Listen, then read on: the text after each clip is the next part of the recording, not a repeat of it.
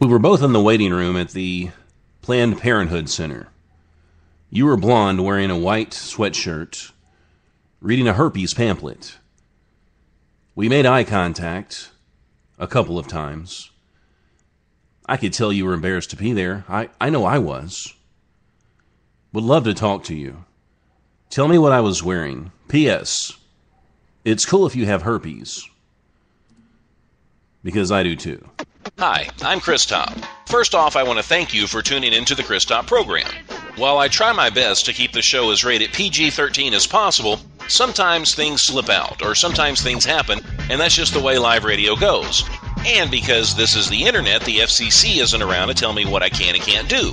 So because of the occasional slip-up or the guess that might get out of hand, you really need to be 18 or older to listen. If you happen to be under 18, please make sure you get your parents' permission. Go!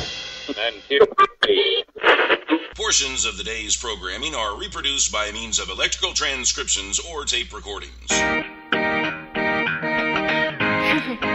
can either talk in the Chris Top program. I am the one and only Chris Top. You can either talk in the Chris Top program. Broadcasting live from my lavish studio apartment. The VCR and the DVD, there wasn't that a back in 1970. What didn't know about the World War Web was a whole different game being played back when I was a kid. Wanna get down in a cool way, picture yourself on a beautiful day. Big bell bottoms and cool long hair, just walking in style with a party book MP3 play. You can listen to the music on the Chris Top program. Chris Top program. You can hear the music on the Chris Top program. Chris Top program. One and only Chris Top. Wanna hear the music on the Chris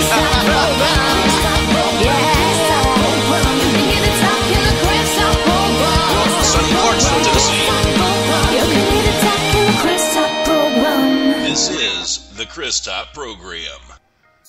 And I am the one and only Chris Top, broadcasting live from my lavish studio apartment here in sunny Clarksville, Tennessee, with an ocean view. How the hell are you, world? It's good to see you once again. You know, the weather's been pretty nice here. We went through a few days where we had a little snow, which is weird. I remember growing up and there was just always just snow. I mean, it was in December and January, and then it seems like it shifted. It's that damn global stuff, cooling or warming or whatever it's supposed to be doing. But anyway, I remember lots and lots of snow when I was, and maybe it was because I was shorter. I don't know. But there was lots of snow, and now it's just we get a dusting. And if we get a dusting, oh my gosh, you better go to the store and get some bread and some milk. There's going to be a dusting tonight. You're going to be trapped inside of your home for days. So you've got to have milk and bread. You can't find milk and bread when the weatherman says there's going to be some snow. And that's just how it is in Tennessee. But anyway, we got a little bit of snow, and it was cold there for a while. And the last couple days, it's been relatively nice outside, so I can't complain too much. Of course, I didn't get outside today. I was a hermit. I was off today, and it was just kind of nice just to be lazy. I like being lazy. I really do. I'm good at it. I wish I could get paid lots and lots of money for being lazy, but it's not going to happen. Anyway, why don't we go ahead and get the show started? There are a few things I want to talk about. Oh, in case you're wondering, I don't have herpes.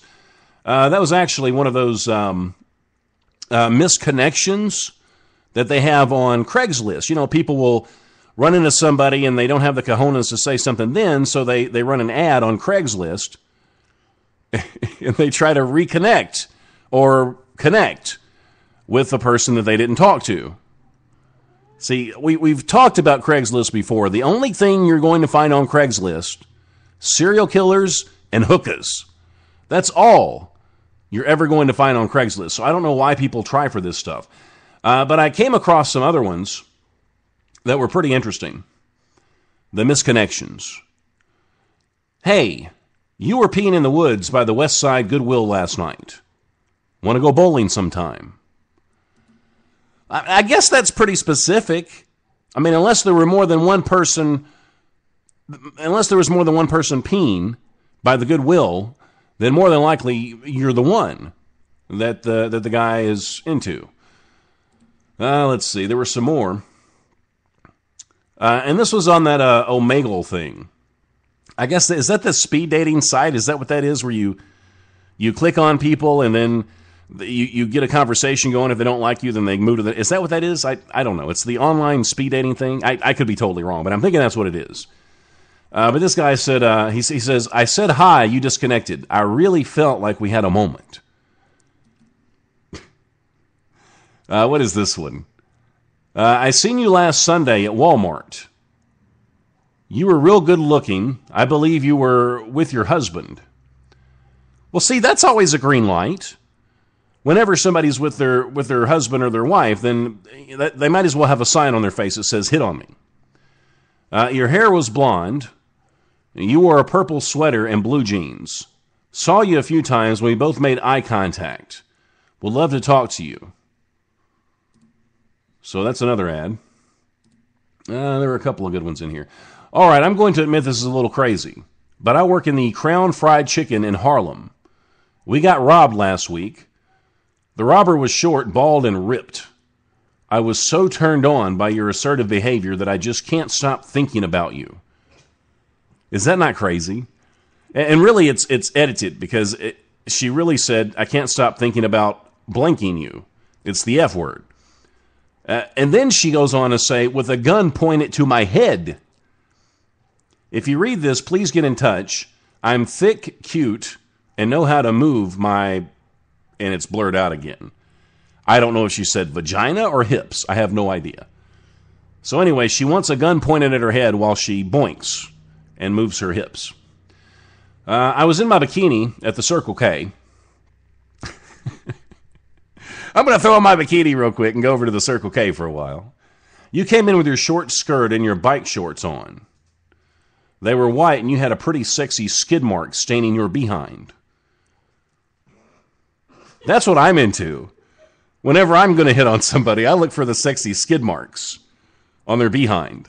I saw a picture of somebody like that on the People of Walmart.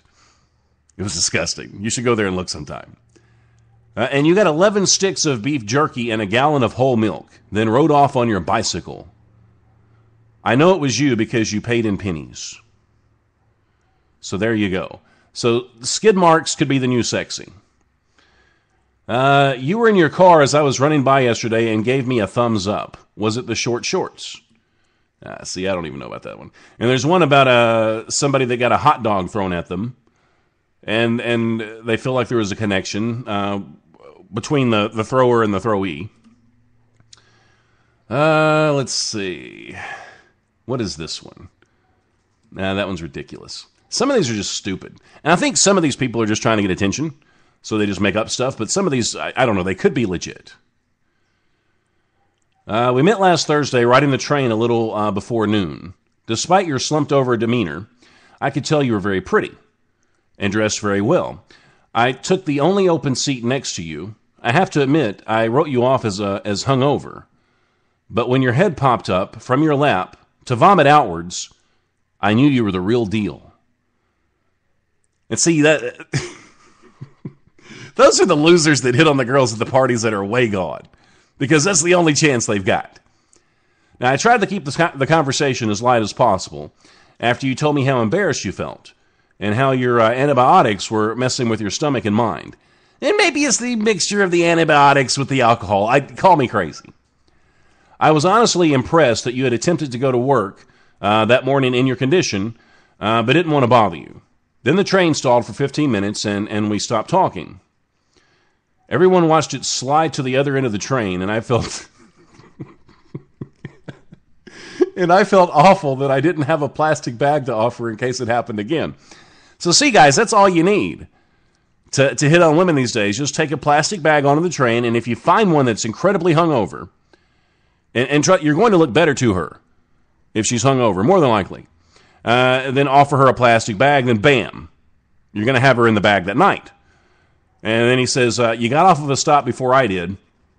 Let me know if you want to take a second crack at this. I think we hit it off well, in spite of your condition. I hope you're feeling better. Some of these people are just insane, aren't they? Really?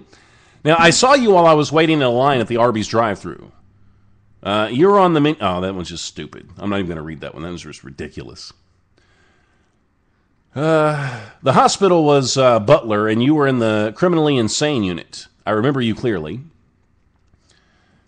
Yeah, and these just go on and on. I mean, it's ridiculous. I'm sure you could probably Google the Craigslist misconnections and probably read some for yourself, but I thought I'd share those with you.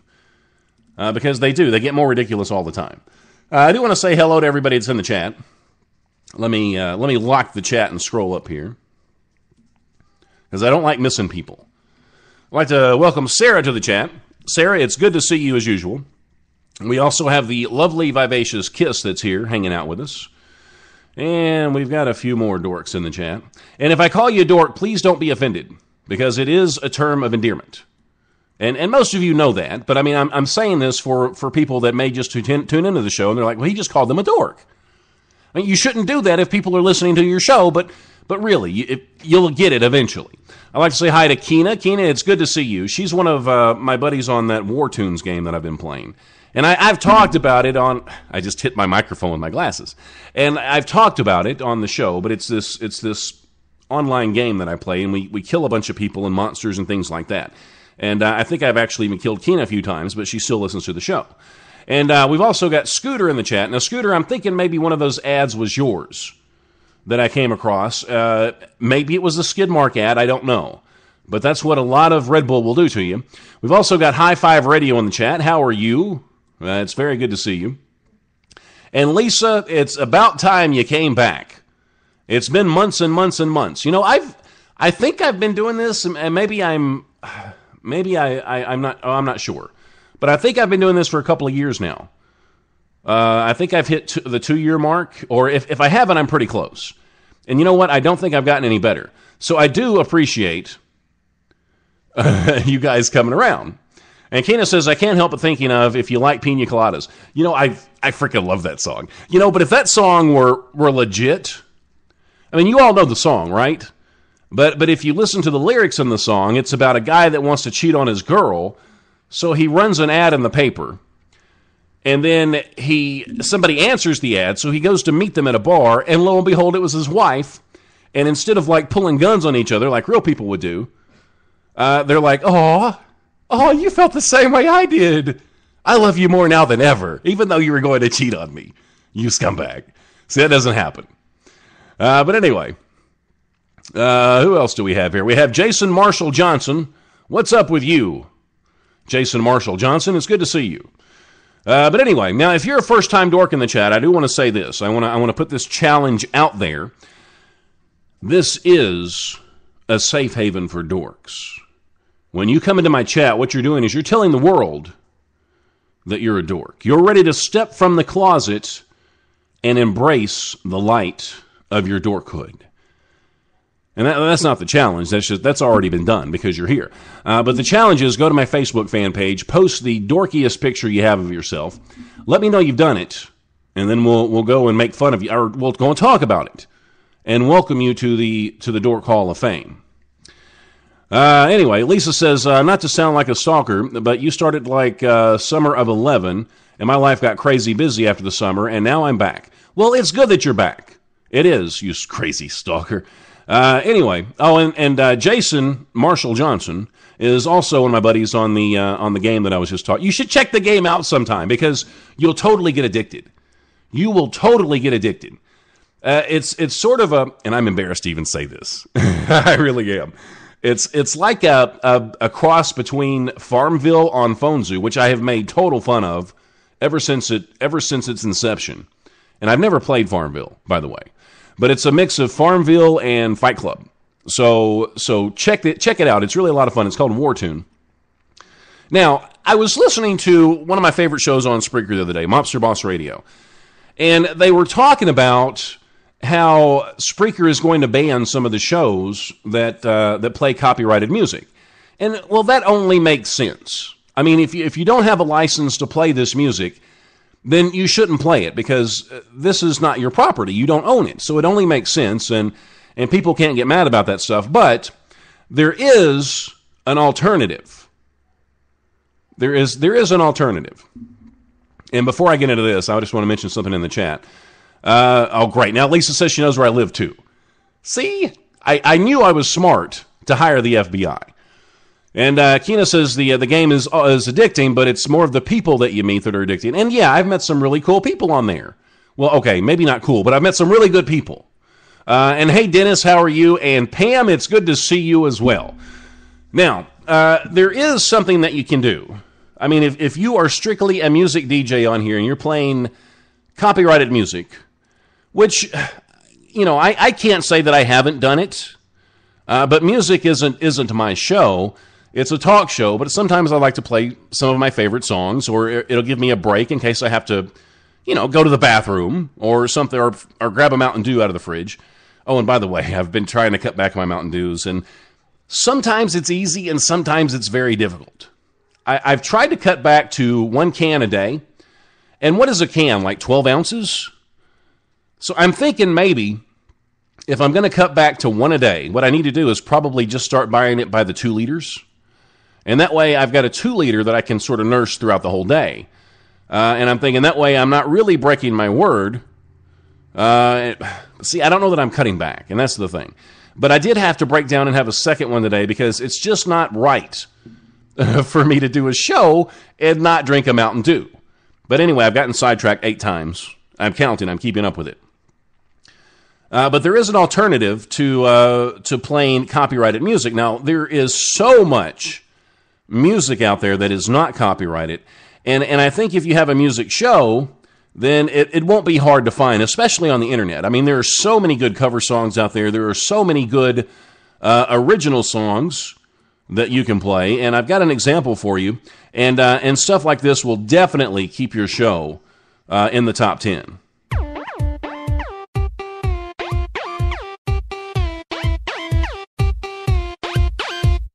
Look at me and tell me the truth. What do you do when people don't know what we go through? They see my blonde hair, blue eyes in class, but they don't know I have a really big heart. Don't get me wrong, I know that I'm hot, but textbook perfection really takes a lot. Weird guys call my phone, and girls call me names, but like Miley said, I can't be tamed. Hot girls, we have problems too. We're just like you, except we're hot. The world needs to open their eyes and realize we're not perfect and sometimes we lie. I got the look. But yeah, you see where I'm going? I mean, this is great stuff. This is original. It's not being played on mainstream radio. And you can play great new songs like this from talented artists. And your show will surely stay in the top 10. I don't care about wits, I just wanna have fun. People start rumors and say things about me. Funny thing is, I didn't go to that party. Hot girls, we have problems too. We're just like you, except we're hot. And not only is it lyrically a masterpiece, but the music is blowing my mind. It's also sending out a message about hot girls. This is important stuff, guys.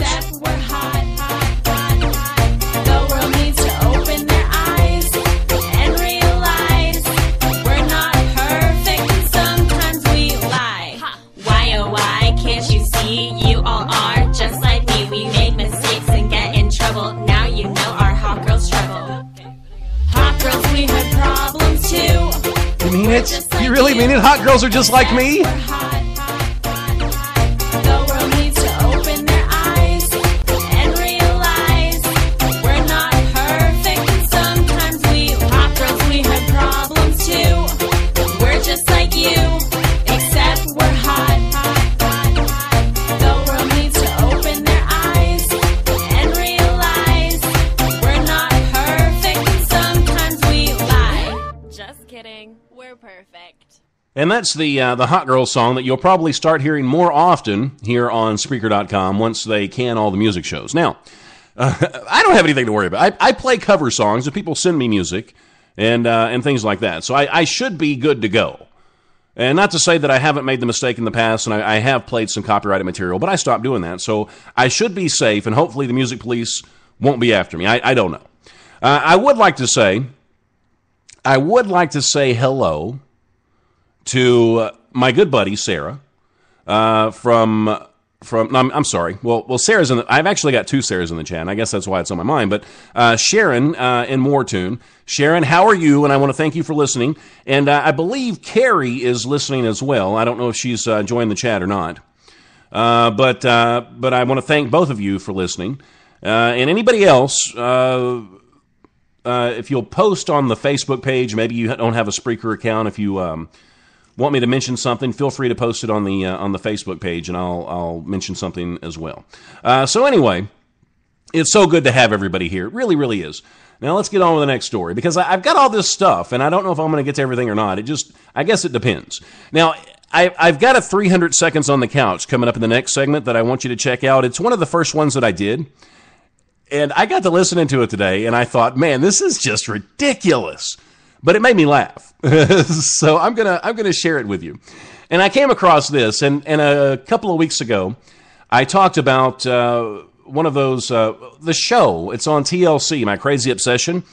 I talked about the coffee enemas, and now every time somebody sees me, they're like, "Hey, I need to get a coffee enema." Well, I don't give coffee enemas. I talked about it one day, but this one is, I guess, weirder. But for some reason, it's not as entertaining. But we're gonna go through it anyway. But oh wait, no, this isn't the right one. Okay, we'll talk about this one, and then we'll go to the next one, and it gets better. I promise you. This girl. Oh, wait a minute. So no, see, I'm all mixed up. Hang on a second. Darn it. Okay, here it is. Let's open this one up. See, I'm not prepared at all today. And I know what you're saying. You're like, what's new? What's new with you, Chris Top? Okay, now this girl, there's two of these. There's two TLCs, My Strange Addictions. This girl is addicted to eating rubber tires. She's 19 years old. She can't stop eating them. She leaves bowls of shredded rubber around the house to snack on. Now, Allison consumes more than 2 feet of tire shavings daily. That equals about 14 pounds a month. 14 pounds of tires a month she eats. And she's been doing this for 16 years. She's consumed 50 tires. Yeah, 50 tires. It kind of gives new meaning to spare tire, doesn't it? Like, you know how you see the guys with the spare tires? But she calls the taste amazing, really chemically. Oh, and that's what I look for when I eat something. I look for the good chemical taste. She says it's like a shock to your taste buds. And it compares with the texture of beef jerky. Now, I like a good piece of beef jerky from time to time. But I'm not going to sit outside and gnaw on a tire. And guess what her fiancé does for a living? He's a tire plant worker. I guess it's a match made in heaven. How do you start this addiction? Do you see a piece of tire laying on the road? And pick it up and think, I wonder if this is any good. You know how those big semi-trucks, when they blow a tire, those shreds come off? Or is that the equivalent of tire roadkill? I mean, would you have to go to Walmart and purchase a new tire for it to be legit? But either way, it's weird. And her boyfriend, in case you didn't realize this, buddy, you're an enabler. And I don't think that's a good thing. 50 tires she's eaten over the course of 6 years. That's insane. All right, now this isn't eating rubber tires. But this obsession, it's rats. She keeps 19 rats as pets. She likes to huff them. And what I mean by huff is she says they smell good, like nachos. She French kisses them. That's just dirty. That's just dirty on so many levels. She lets them crawl all over her. She says she loves rats more than people. Now, to prove it, she let her husband of 11 years, Chester, she let him go because he doesn't share their enthusiasm. And I'm not making this stuff up. I promise I'm not making it up. I've actually got an interview. Well, I didn't interview her myself, but this is a clip. It's like I guess it's like an ad from the show. Let me see if I don't even know if I downloaded it, or I know I downloaded it, but I don't know if I put it on here yet to play. Let me see if I got it. But it's ridiculous. It's really ridiculous. Here it is. But I'm going to play this for you, and then we'll probably slip into a quick little musical break. And I promise it's not going to be the same one that I just played. I'm never going to play that again. Well, I probably said that after the first time I played it. But still, it's... You are absolutely, positively in the right place. This, my friends, is the Chris Top Program. The Chris Top Program. My name is Chantal Banks, and I'm crazy obsessed about my rats. I love rats more than I love people. I do. Hey, Janice, are you my crazy girl? I can't live without them. Chantal eats, lives, and breathes rats. This is huffing a rat. It smells good. It smells like nachos. Sometimes I suffer from GGMR. I gotta get more rats. Thank you very much. It's happened. Chantal has 19 pet rats that she keeps in her 2-bedroom apartment, and she treats all of them like her children. Each of the rats have different personalities. Burger likes to eat, and he doesn't like to exercise. Janice loves to kiss. Lily is my jumper. Oh, sweetie. When you find your purpose in life, you know it, and that was what happened to me when I saw that first rat. I was 16 years old, and I've had them pretty much ever since, and I'll never be without them. I grew up with my siblings, and they were rats, so we get to knowing each other. Hey, you. But not everyone is as accepting of her obsession. Chantal recently moved out of the home that she shared with Chester, her husband of 11 years. She'll go out and buy 2 or 3 rats for whatever reason, and then I find out about it later.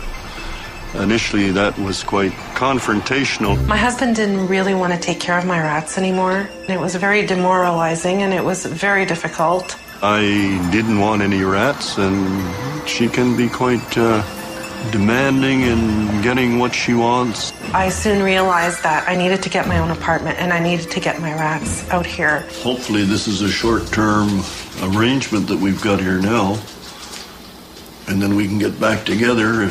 You know what? Your dreams of hoping that our marriage is going to work out are going to be completely shattered. My husband will never have the type of bond that I have with my rats. My rats don't judge me. They love me for who I am. When I cry, they lick my tears. And when they're hungry, I feed them. Okay, I know I said I was going to go to a break as soon as that was over, but I changed my mind, and I can do that because this is my show. But Dennis, you're absolutely right. He says, what's wrong? She can't collect coins? I mean, why can't you find another hobby? Because that's just weird. And if your marriage is breaking up over your rat addiction, that's a little much. If you're unhappy with your marriage and using the rats to get rid of him, then, well, I guess that's kind of ingenious. But still, it's a little creepy. Clinton says he moved to Vegas. I guess Clinton's a high roller now. If you don't know who Clinton is, he's the guy that actually hosts the show. For the love of poetry and spoken word. And I didn't lose my mind. That was my Clinton impression. And it's pretty close. So you should check out Clinton sometime. And I'll tell you this. I listen to his show on occasion. And I don't know. If you don't like poetry, give his show a listen because he makes it very entertaining. He is a fun guy to listen to. He really, really is. So make sure you check out For the Love of Poetry and Spoken Word. Lisa says, I was going to apply for, what is Germana? Did I even say that right? See, now I feel stupid because I don't know what that is. But she said, I chose you, Chris, instead. Well, thank you. I would choose you over Germana as well, if I knew what it was. Clinton says, this must be several levels below a dork to want to stay with. See, now Clinton is a geek. And a lot of people think that there's a fine line between a geek and a dork and a nerd, but there's not. I mean, it's huge, the difference. So Clinton does have harsh things to say from time to time, but it's all out of love. But anyway, and Lisa says she's missed us all, and that's why she's here, and it's good to have you back. Now, during Halloween, I did a few little skits, like radio-type skits, and because I'm so into The Walking Dead, have you guys been watching this season? I had no idea that The Walking Dead could get darker, but it's managed to get darker. I mean, it's out there, but I mean in a good way. So I'm totally zombied out right now, or not zombied out in a bad way, but I think about zombies like 24/7. I don't know why. I guess maybe I'm obsessed with zombies. And it's a good thing I can't collect them, because I might have them in my house, and then I would be on strange obsessions, or dead, one or the other. But this is something that I put together, and I just wanted to hear it myself. I don't know if you want to hear it or not, but this is my zombie skit that I did for Halloween. I did a bunch of these, so if you like spooky stories, and if you've got a great imagination, then make sure you go back and listen to some of the scary stories that I did over Halloween. And this one's relatively short. It's only 2.5 minutes. I think the longest one's probably about 5 minutes or so.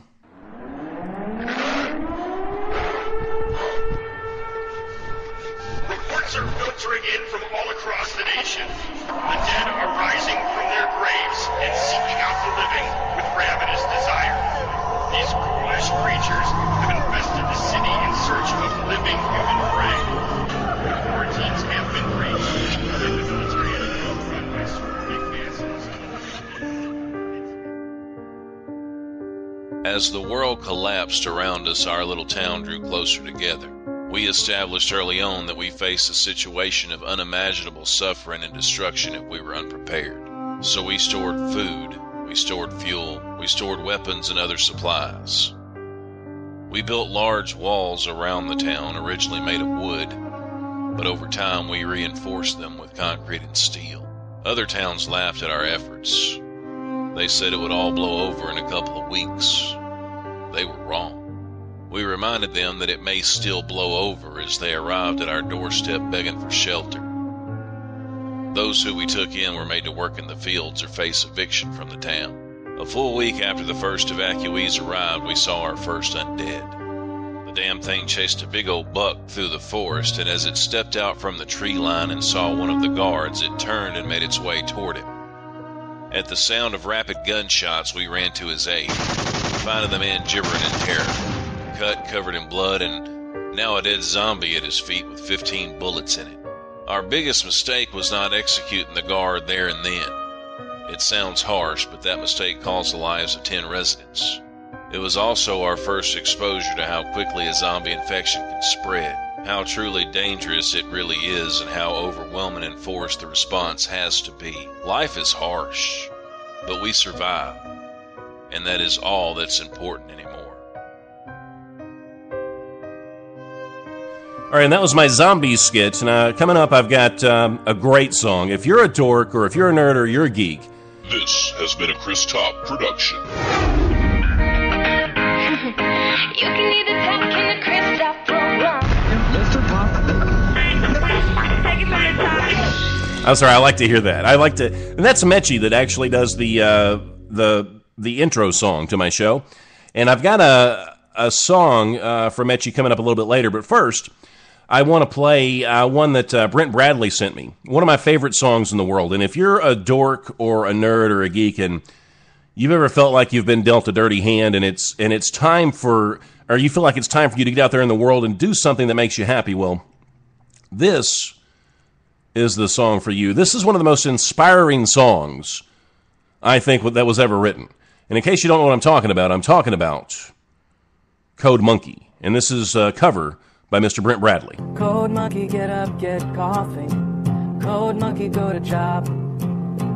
Code Monkey, have boring meeting with boring manager Rob.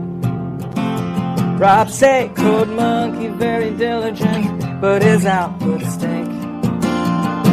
His code not functional or elegant. What do Code Monkey think? Code Monkey think maybe manager wanna write goddamn login page himself. Code Monkey not say it out loud. Code Monkey not crazy, just proud. And Code Monkey like Fritos. Code Monkey like Tab and Mountain Dew. Code Monkey very simple man. Big warm fuzzy secret heart. Code Monkey like you.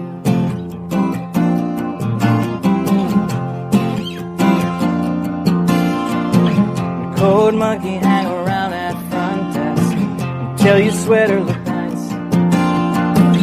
Code Monkey offer buy you soda, bring you cup, bring you ice. You say no thank you for the soda, cause soda make you fat. Anyway, you busy with the telephone, no time for chat. Code Monkey have long walk back to cubicle. He sit down, pretend to work. Code Monkey not thinking so straight. Code Monkey not feeling so great. And Code Monkey like Fritos. Code Monkey like Tab and Mountain Dew. Code Monkey very simple man. Big warm fuzzy secret heart. Code Monkey like you.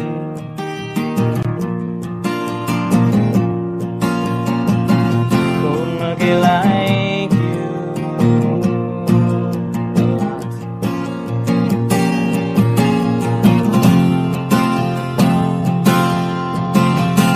Code Monkey have every reason to get out this place. Code Monkey just keep on working. See your soft pretty face. But travel, wake up, eat a coffee cake, take bath, take nap. This job fulfilling in creative way, such a load of crap. Code Monkey says someday he have everything, even pretty girl like you. Code Monkey just ready for now. Code Monkey says someday, how. And Code Monkey like Fritos.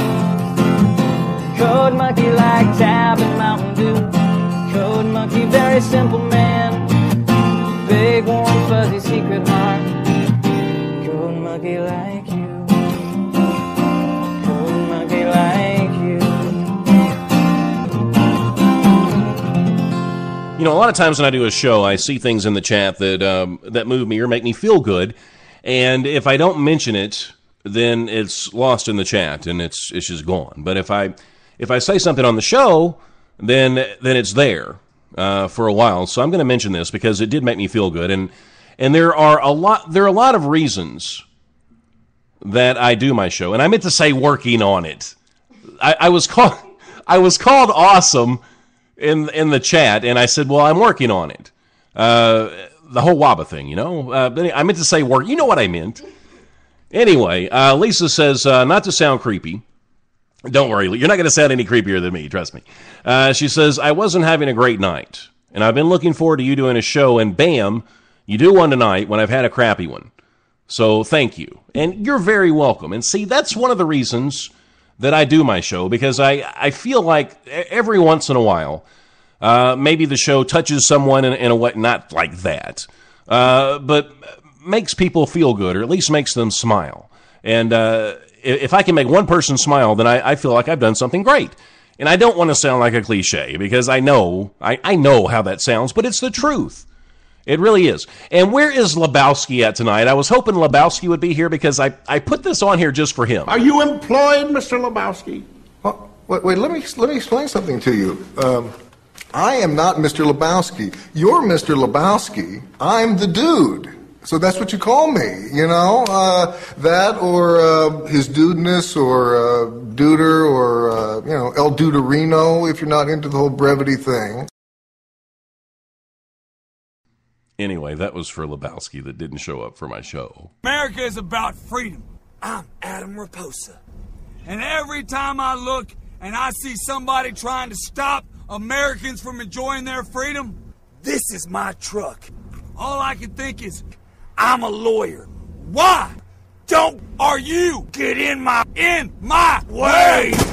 I'm a lawyer. I'm a lawyer! Don't get in my way! And if you're prosecuting my client, this is my truck. I am a lawyer! I'm Adam Raposa. Way! I'm Adam Raposa. Thank you for calling the Attention Deficit Hyperdisorder Hotline. If you have ADHD, please press 1. So you do have ADHD. Is this correct? Please press 1. Now that we know the it is only necessary to make your selection. It has been established you do have ADHD. Please.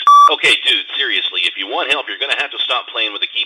Hey, look, there's a shiny ball with bells on it. If this call was helpful to you, please do nothing. Thank you for calling the Attention Deficit Hyperdisorder Hotline. I am the one and only Chris Top, self-proclaimed leader of all dorks. I'm Chris Top, king of the dorks. That's right. Yeah, I remember growing up when I was a little kid, my mom was so sweet. She would say things like, thank God, Chris, there's only one of you because you are so very special. There is only one Easter Bunny, there's only one Jesus Christ, there's only one God, and there's only one Chris Top.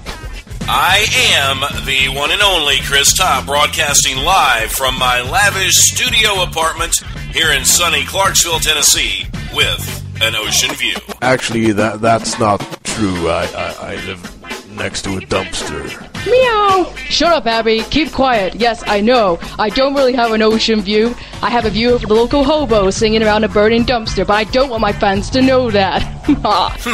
Does Chris Top have a mysterious side, a darker side, if you will? Well, I guess I do. You could compare my life to the Da Vinci Code. C for Chris Top.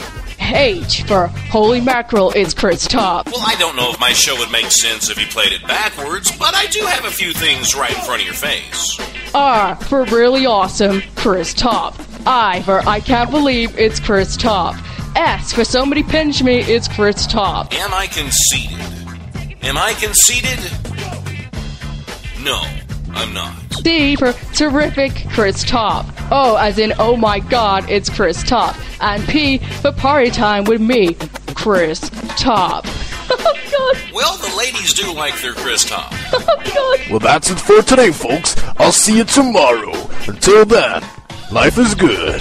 And I'm gone. You know, Clinton mentioned the Chris Top punked episode, and see what he did was he was getting back at me for punking him, and I may play the Clinton punk that I did on this show because I don't know, I feel like that was a really good one, so I may play that one. Now I do want to welcome HTLA Radio 1 to the chat. Chris is one of my he's a good friend of mine, he really is, and Chris, I'll tell you what. We may need to talk sometime because I've been looking and thinking about other things. So why don't you shoot me a message sometime and we'll talk. We'll talk business. We'll see what we can work out. I don't know. We might be able to work something out. But it's always a pleasure to see Chris, and it gives me the warm and fuzzy feelings when he comes by. No homo, by the way. And High Five says, can you give me a shout out, Chris Top? I just did. There you go, High Five Radio. Make sure you check them out. I think they're going live after my show. So check out High Five Radio. And Lisa says, just curious, what happened to Wingman? I remember the awesome Aussie. I love Australian accents. Well, Wingman, actually, it just wasn't to me. You know, I tried it for a while, and I couldn't do it because I'm just a dork, and I don't think I'm cool enough to do a show like that, because on Wingman we talked about basically picking up girls, and we talked about I can't even talk about it now with a straight face, just because it just wasn't me, and I felt like I was putting on too much of an act. Granted, I put on a little bit of an act when I do this show, but that was a stretch, and I guess that's why I stopped. And plus, I think of it like this. You know, if I can't do a broadcast and without being ashamed of, say, my kids hearing it, then I probably shouldn't be doing it. And that's another reason that I stopped doing it as well. And Chris, I will help you pee anytime. Did I just say that? Did I just say that on the air? Anyway. Okay, I'm going to play Clinton. See, he keeps bad-mouthing dorks. I'm going to play the punked I did on Clinton here in a little while. This show's going to go a little longer, I think, than I anticipated. And High Five Radio lives in Indiana. Thank you for that information. You might get some stalkers out of this show. You know, famous people, they don't have it as easy as you think they might. I mean, think about poor Taylor Swift. Oh, my heart just goes out to her. It really does. I mean, it's got to be tough being one of today's hottest celebrities. I mean, just basking in Grammy Awards. Not to mention the flawless skin and gazillions of dollars. Now, she revealed the inner turmoil that can accompany such mega fame. This is what her secret fear is. Her secret fear is winding up vain, self-centered, and alone. She says, I don't want to end up being awful and intolerable, laying in a marble bathtub by myself, with a glass of wine, complaining that my life ended up alone because, well, I pushed everyone away because I thought I was too good to hang out with anybody. Poor Taylor Swift. You know, it could be worse than ending up in a marble bathtub. I'll take a marble bathtub. I'll get rid of a couple of my friends if it'll get me a marble bathtub. I mean, because those are nice. Now, how many of you have thought, well, the cruise ships have got to be safe now? I mean, this stuff can only go on for so long before they clean their act up. Well, it's happened again. 105 people on an 11-day Royal Caribbean cruise were attacked and eaten by zombies. I'm kidding. It wasn't that bad. They were struck with diarrhea. Well, maybe it was that bad. And vomiting. See, there's nothing better than crapping your pants around strangers in Speedos. I just had a hell of a mental picture. I did. Anyway, there was a suspected bug that swept the vessel. Company officials believe the culprit was a norovirus, a common pathogen typically transmitted by fecal contamination of food or water. Oh, that's great. I'm looking at the buffet. Buffets, I'm going to get a hot dog. I'm going to get a chocolate chip cookie. That lasagna looks mighty good, too. And I think I'll have some of those crab legs with the fecal matter. Oh, yeah. That looks yummy. Anyway, the Vision of the Seas liner returned to port in Fort Lauderdale, Florida on Friday, and they immediately began a second bow-to-stern scrub-down after conducting a first cleanup while at sea. So anyway, if you're looking for a cheap cruise, then you may still be able to get one. It may be even cheaper now. But I don't know that they've cleaned up their act yet. So you may want to give it just a little longer. I have come across the best reason in the world to get a job with Twitter. Now, I don't know if you are inclined to take on such a job. I guess they need computer smart people. I don't know. See, I couldn't do it. I just talk a lot. That's all I can do. Well, I can do other things, but mainly I just talk. Now, Twitter, they offer full medical benefits for its employees, but that's not what I'm talking about. But that is going to come in handy because all those people are more than likely going to get heart disease in their late 30s because the company has a 24/7 unlimited bacon policy. That's how you know you've died and gone to the heaven of all jobs. You walk in, there's not a water cooler, but there's a little bacon oven. You just reach in and you pull out a slab of bacon. First thing when you walk in, give me some of that bacon. You grab the bacon, you go sit down in your chair made of bacon, and you sit there and you type on your bacon keyboard. You just reach down and eventually you fall to the floor because you've eaten your bacon chair. That would be wonderful. And this isn't a joke. And this is according to a job posting for experienced designers. The description also lists free meals among job perks. That's just in case you might crave something besides bacon. And I have no idea why you would crave anything besides bacon. Because bacon's really good. Now, how much do you love... let's talk about that later. I don't want to talk about that right now. Oh, let's talk about this one. This will make you feel good. It really will. C is for cookie, and that's apparently good enough for sex in an Everett, Washington jail. Abner... I don't expect a guy named Abner to do this. He's a 58-year-old guard at the county jail. He allegedly traded homemade chocolate chip cookies for sexual favors from a female inmate. And she's been identified as CD. And two other, it's a good thing she wasn't identified as VD, but two other inmates also confessed. I crack myself up sometimes. Two other inmates also confessed to having sex with Abner. See, that doesn't go well in a sentence. Well, yeah, I had sex with Abner. It doesn't work. But anyway, there's no word whether baked goods were involved. They decided to come clean about their Nestle-driven nookie because she felt guilty about her encounters with Abner. Abner sounds like what was that cute little Casper? It sounds like a cute little ghost character. Abner. The inmate said, "I'm ashamed for my actions. That's why I'm saying something." So anyway, she sold her goodies for his goodies. Basically is what that comes down to. Are you guys ready? Tonight's the night. We have to spring forward. Are you okay with that? This has got to be one of the most unpopular days of the year for me.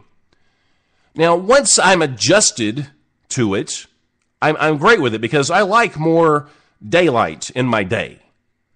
I do. I love it when the sun stays out longer, but I hate that first day because I'm just incoherent for the whole rest of the day.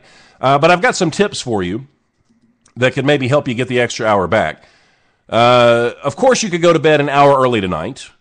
And if you usually go to bed around 10 o'clock, don't go to bed until I go off the air. So, I mean, you could end up losing a couple of hours. You could always sleep in the car, like when you get off work. Like, say, if you have one of those weekend jobs, you could actually just sleep in your car when you get off work tonight and then just get up and go to work the next morning. So that would save you a good hour, maybe an hour and a half. And you could think of fun ways to get out of bed faster, like maybe have it catch on fire in the morning. You could actually put a slide and maybe, something that pushes you out of the bed onto the slide. That's a possibility. Fun ways, quick ways to get out of the bed. And instead of using water to brush your teeth with, you could actually just use a cup of coffee to rinse your mouth. That would wake you up right away. I think that's probably a good idea. Let's see what else we got. Oh, you could actually just mix your bacon with your pancakes. And that would be just a really quick way to go ahead and prepare both at once, and then you can just grab it and eat it with your hands on the way to work. And you could mix bacon with anything. Make sure you put your keys somewhere where you know you're going to look. Like keep them in the fridge next to the Smucker's jelly. That's always a good idea. You can brush your teeth if you ride a bus. You can brush your teeth while you're waiting for the bus. You could try that out. Just skip it as you're leaving. And you can always nap during lunch. That's one good way. Let's see. What else?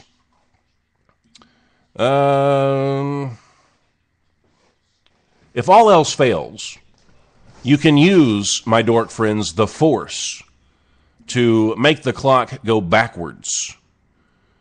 And that way you get your hour back. And you say, screw you! I'm keeping my hour, and I'm getting the extra daylight somehow as well. Because that's how I roll, baby. That's how I roll. Now, I'm going to play a 300 Seconds on the Couch for you. This is very entertaining in a way. It may make you cringe a little bit. I don't know. And then coming up a little bit later, I'm going to play the Punked that I did for the love of poetry and spoken word. And that'll be coming up just a little bit later. And I wasn't going to play that until Clinton came along, and, well, it just made me want to hear it. So anyway, see, it's not all about you. It's about me sometimes, too. But this is 300 Seconds on the Couch. This is an original Chris Top program production. Chris Top, the king of all dorks.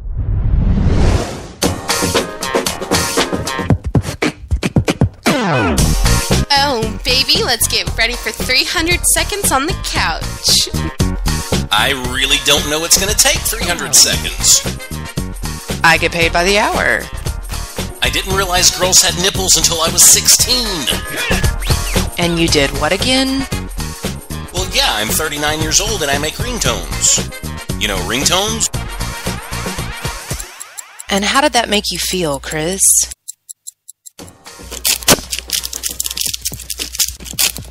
Ouch! Son of... Chris, can you put the scotch tape down for a few minutes? Yeah, sorry about that, Condoleezza. That's why I wanted the Bionic Woman doll when I was a little kid. I wanted to see her naked. Plus, I wanted to learn about sex. And I felt kind of funny just asking for the Bionic Woman doll. So I asked for the Bionic Man doll, too. The very first thing I did when I got the toys, I took her clothes off. And when you got the Barbie for Christmas? That was the Bionic Woman doll, Condoleezza. Were you happy, Chris? Were you really happy? Well, yeah, I'd say I was pretty happy, but you know, the messed up thing is, I didn't realize women had nipples until I was 16, and that's when I saw them in a National Geographic. When I saw that, I never wanted to see nipples again. And I'll tell you what was really freaky was that Bionic Man doll. I took his pants off and there was nothing there. I thought, oh crap, what happens when I reach 18? Does my penis fall off? Your parents, your father never talked about sex or girls with you? No, not at all. I tried to ask, and he said if I wanted to know where babies came from, I should go ask my mother. And did you ask your mother, Chris? I asked her, Condoleezza, yes. My name is not Condoleezza. Anyway, Condoleezza, she said they came from Jack Daniels. So I asked her where I could find him to ask him about where babies came from. She said in my dad's toolbox.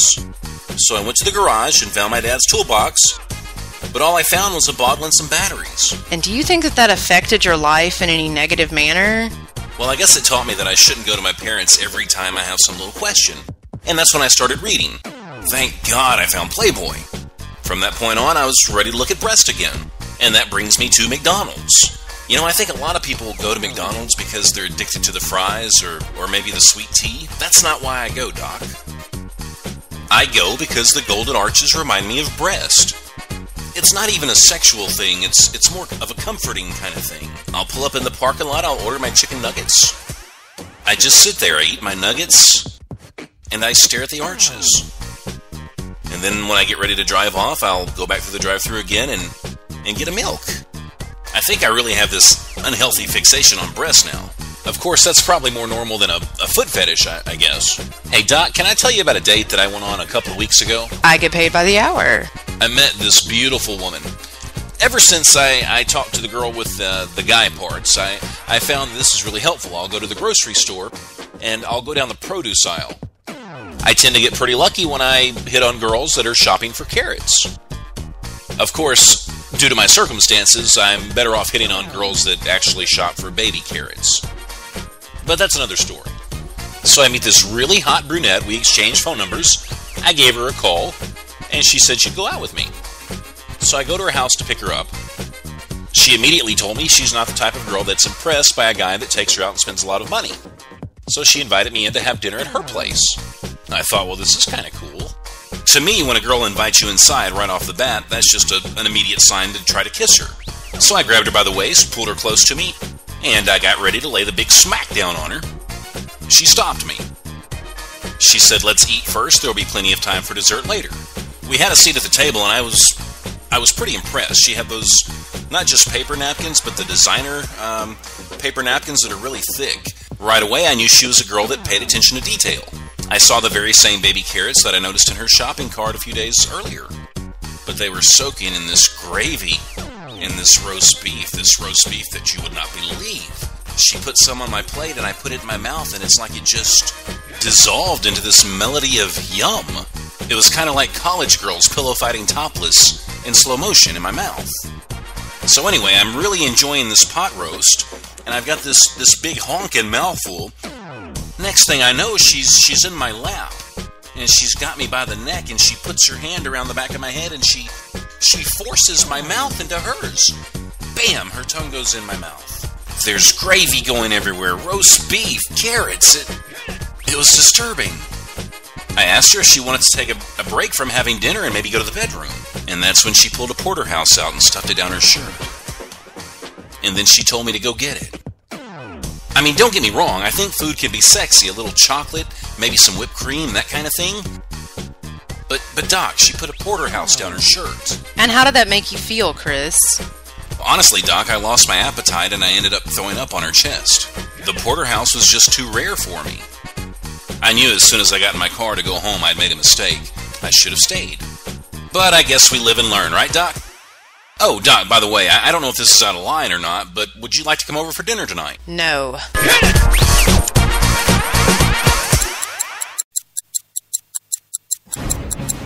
My name is Dorkimus Prime, leader of the Dorkobots. I was sent to this tiny planet in hopes of uniting all dorks against the evil Deceptidouche. Dorkobots, roll out.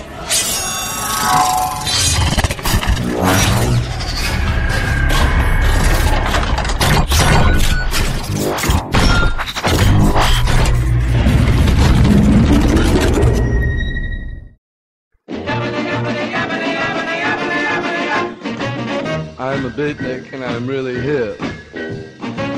I love to smile with a droopy lip. I play the bongos, I don't drive a jag. I don't dig squares, man, they're a drag.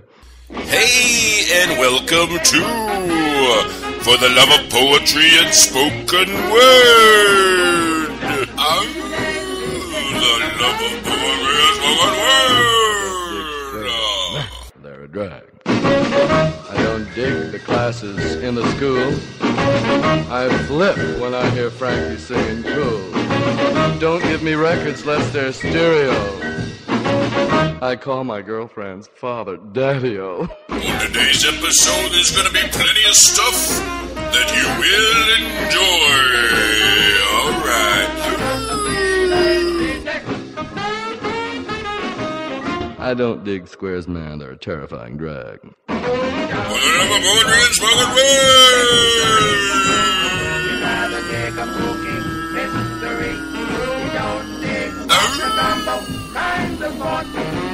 I like to cha-cha in Bermuda's yard. I don't dig ivy clothes, they're too neat. I dig a t-shirt when it's really big.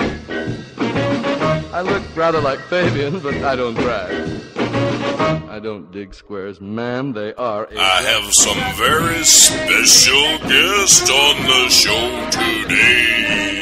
Some of my favorite DJs on Spreaker reading some of my favorite poetry. Dig squares, man, they just don't understand me.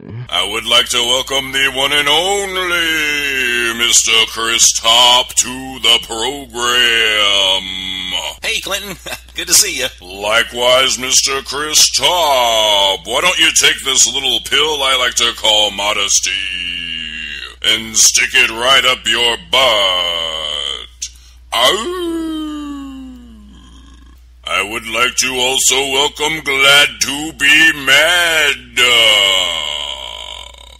What's up, mate? This is Glad to be Mad from What's Hot on Spreaker. Thank you, Glad, but I have to get on with my show because I talk really slow. And eventually I'll run out of time. And last but not least, we have Dino on the Love of Poetry and Spoken Word. Yo, this is Dino. What the fuck? What's up, motherfucker? Face? Hey, Glad. Hey, fuck Chris Top. Let's go ahead and get this reading going. This is one of my favorite pieces of poetry called Fubble Who Brew Ha. Take it away, Mr. Top. This is For the Love of Poetry and Spoken Word. Yeah, I think I'm ready, Clinton. I'm kind of excited. This is really cool. Hey, can we have some bongos or something? Maybe we should get Mr. Top a foo-foo to go with those bongos. That's it, mate, because I think he's a baby. Matter of fact, I think that baby ate my dingo. Dude, seriously, get him some bongos. It's Chris Top. Okay, guys, here goes nothing. Who say that, Flat Jack? Who's filleting the day in jetpack? Is it who's looking down from the lens of twin eyes? Holes or not, Kafka? Huffy cough puffball of metaphysical ties. Tensanian metagalactic gargle blasting. Funka izzo gaggle blibber sip sip. Sippers izzo fat. Listo high kite spice like. Hypo rapso last off. What's over there? Dude, seriously, what the was that? Oh, right, I think it's my turn, mate. From the sky is my high. Unicorns everywhere. Sorry, that was my last show. Hill itsy bitsy, hill high, ooby dooby. Like a rubber from a cage. Oh, I'm sorry, that was Ruby from a cage. I've got something else on my mind. Raging from the hump, back to diamond. Ooh, well. Hi-ho kingdom. Well, in synchro factro microscopic ducto in your eye. Bye, Billy, bye-bye. Why is it a kitten for your sup?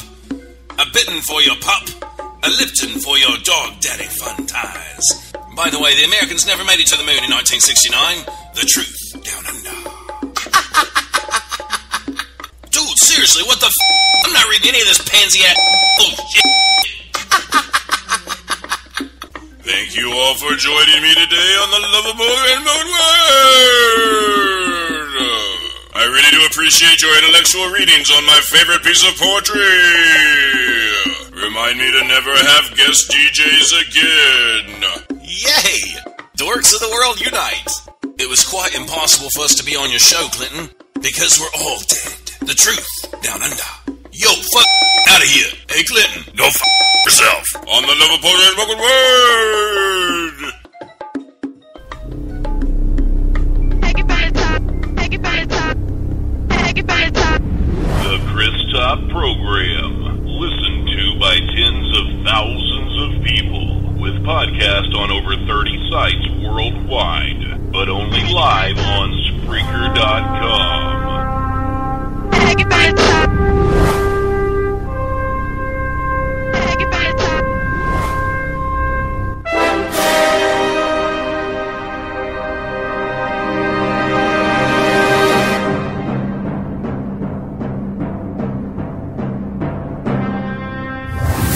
Take it from the top. I was wondering, are you going to eat that? Take it from the top. No, I swear, you burn calories while you're listening to my show. Lots of calories. It's like setting a fat kid on fire. No, it's not WOBA, it's WABA. WABA. Dude, my neighbor just busted me stealing his Wi-Fi. I've got to end the show now. The Chris Top Program. Join the best chat on Spreaker.com. Well, we had a few more people come into the chat while I was playing For the Love of Poetry. That one. We've got Dino from the FU Network in here.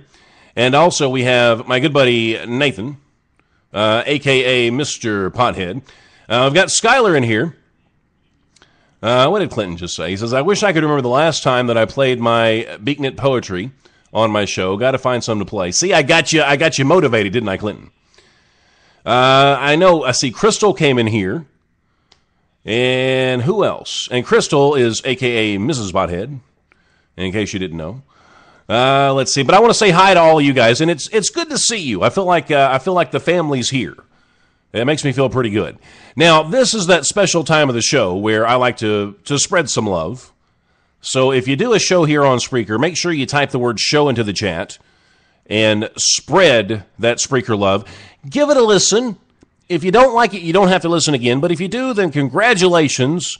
You found something else cool. Maybe, but doubtful, even cooler than the Chris Top program. We're just here to spread that love all around. Spread it around. Spread it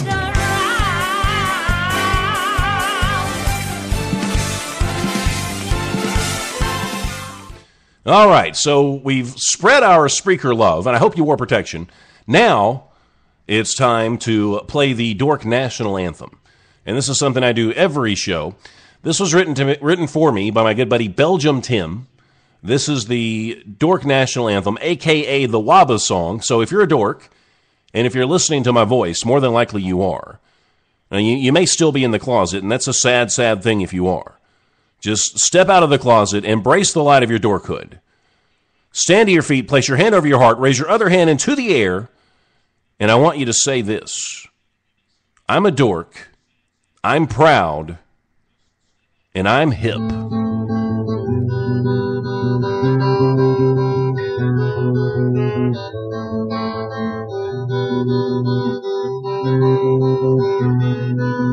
Working on being awesome every day.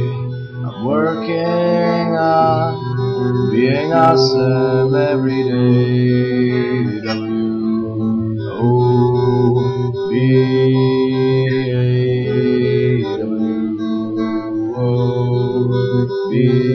and yeah, I'm working on being awesome every day. I'm not really awesome to this day, but I'm working on being awesome every day. I'm not awesome today, but I'll be one day. Yeah, Big N in the building, representing the dorks. Dorks of the world unite, y'all. Yeah. Hey there, everybody, I got something to say. This guy right over there is Wabba every single day. Okay, what is Wabba? It gets so creepy, cold thing. No, dude, it's just a little dork singing. Well, W is working, O is on it, B is being, and A is for awesome, and that's the dork saying. I'm already awesome, but that's okay, cause Mr. Chris Top is too, but he just doesn't know it. And so are all of you, from here on to the far. And just so you know, life is good and I'm gone. You know, somebody in the chat just said, I'm not going to mention her name, just because there's a protection clause there, but she didn't know what Wabba meant. And by the way, that was the Wabba rap by my good buddy, I was going to say Belgium Tim again, by Big N, who actually wrote the Wabba rap for me and sent it to me, and I thought that was really cool, and I've been playing that as well on every show. Either you love it or you're getting tired of these songs. I know. It's going one way or the other. But it wouldn't feel like the show if I didn't do it. I don't even know what I was getting to. I have no idea what I was... Oh, but somebody said, or asked what Wabba was. And I played the song, and hopefully you got it. But it stands for working on being awesome. And this is a saying that I hold near and dear to my heart. Because, and I'm going to tell you why, and when I say this, it's in all sincerity. I don't think anyone is truly awesome. And I think we use the term way too lightly. And I've used this as an example before. Greasy French fries from McDonald's. Those aren't awesome. They're just not. A brand new car, I don't care what it is. It could be a Lamborghini. It could be really, really sweet. It could be really cool, but it's just not awesome. I'll tell you what awesome is. Awesome is a thunderstorm. Awesome is the birth of a child. See, those things are truly awesome. I don't think any people throughout history ever have been awesome, but I think people are very capable of awesome acts. Now, I think when you buy that Lamborghini and you feel the power and you're shifting gears and you're driving fast, then that could be an awesome feeling. But the car itself, nah, it's not.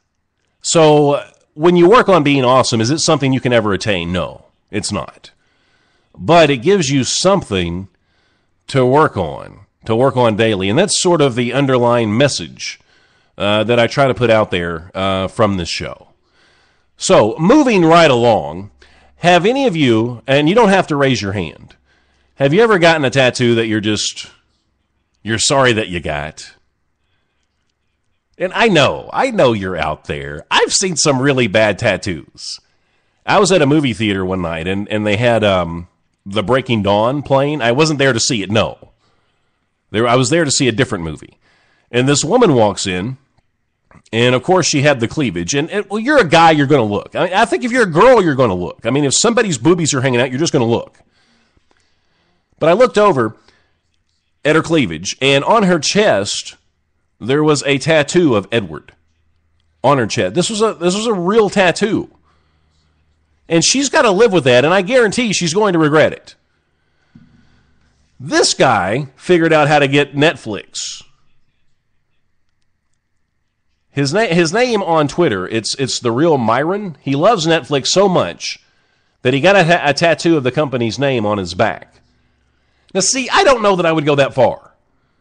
But he was very proud when he tweeted it. He showcased the tattoo, and it was retweeted more than 100 times, and it got back to the company. Netflix responded by giving the man a free, and I really think they could have done better than this, a free 1-year subscription to its streaming service. Now, that's cool, and like I said, it was a great gesture. But when you think about it, the guy has got to live with this tattoo for the rest of his life. And he's probably going to regret it eventually. So they could have at least given him a permanent subscription, I would think. Now, how is this for creepy? Lisa thought she was being creepy earlier, but I'll tell you, this is really creepy. The guy's name's Troy. He's a high school coach, and this is how he used his kids. Troy is a moron. All right, he's a softball coach. He was put on unpaid leave after sending his young female players on a scavenger hunt to get the phone numbers of cute girls. See, I just don't think you do that as a coach. Now, 6 days into his new job, 6 days into it, he's doing this. 6 months later, is there a brothel? Is he going to have a brothel? I don't know. Now, he reportedly sent his underage wing women out on the prowl, and he was busted after one of the targeted women whose number he received reported their texting exchange to the school. Now, adding to his apparent creepy status, he was investigated at his previous job for sending inappropriate texts to one of his players. I think maybe he needs to put his resume out there again. And it's going to be hard, I think, for him to find a job. Larry Flint, did you hear this? Larry Flint just sold the LA office of Hustler magazine for $82 million. Now, that place has been there for about 3 decades. 10 stories, Beverly Hills, $82 million. Now, I didn't know. I had no idea that it was also an aviation headquarters. See, I didn't realize Hustler went with flying airplanes. I had no idea. Now, it's 208,000 square feet. He bought it for $18.8 million. And are you picturing a bunch of cubicles and a bunch of porn? Well, according to the tower's webpage, it's a building of elegant modern design, 9-foot-high ceilings, 9-foot doors, floor-to-floor ceiling glass windows, and out front there's a bronze statue of John Wayne on a horse. See, that's how you know when you've made it to the top, when you know you're rich, when you have a bronze statue of John Wayne on a horse in front of your building. That's when you know you've got all the money. I'm not sure what Flint's going to do with the cash. He says he can take it and put toward buying another casino. Isn't that sad? You know, you just make $82 million, and it's not going to build a casino, but you can put it toward building a casino. It's not going to build the whole thing. I would think $82 million can get you a pretty good ways. But I guess my imagination is just not there when it comes to casinos. And he also, and I'd asked Sarah about this, but she didn't like it. She said, well, I'll tell you what I found out first. He said he might put it toward his broadcasting entities. What does he do? Does he broadcast himself, or does he have a production company, or does he have a radio station? What does he do with broadcasting? But I thought, well, maybe I could get a job with Larry Flint. But Sarah didn't like that idea. So I probably won't be his newest hire. But anyway, it's probably in one way or another going to go toward naked women, if I had to guess, the extra money. Now, I came across this story, and this actually made me feel really good.